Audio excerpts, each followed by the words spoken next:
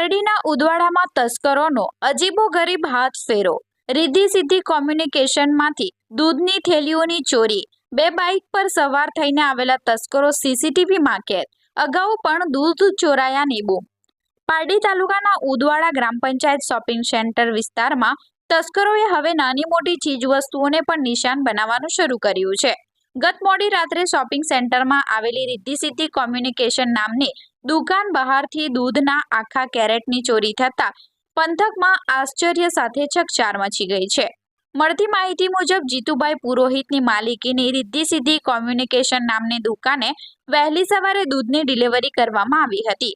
રાત્રે અંદાજિત 2:50 કલાકે બે બાઇક પર સવાર થઈને આવેલા અજાણ્યા તસ્કરોએ તકનો લાભ ઉઠાવ્યો હતો અને આ તસ્કરો દુકાન બહાર મૂકેલા દૂધના કેરેટમાંથી અંદાજે 800 રૂપિયાથી કિંમતના 24 દૂધના પેકેટ ચોરી કરીને રફુ ચક્કર થઈ ગયા હતા।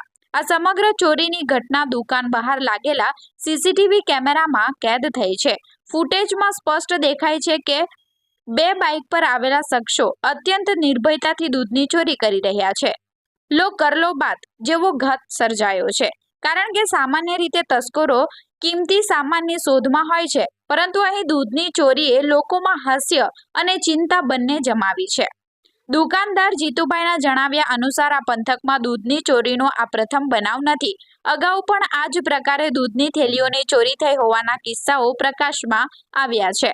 હાલમાં પોલીસે આ સીસીટીવી ફૂટેજના આધારે તસ્કરોની ઓળખ કરવાની તજવીજ હાથ ધરવામાં આવી છે।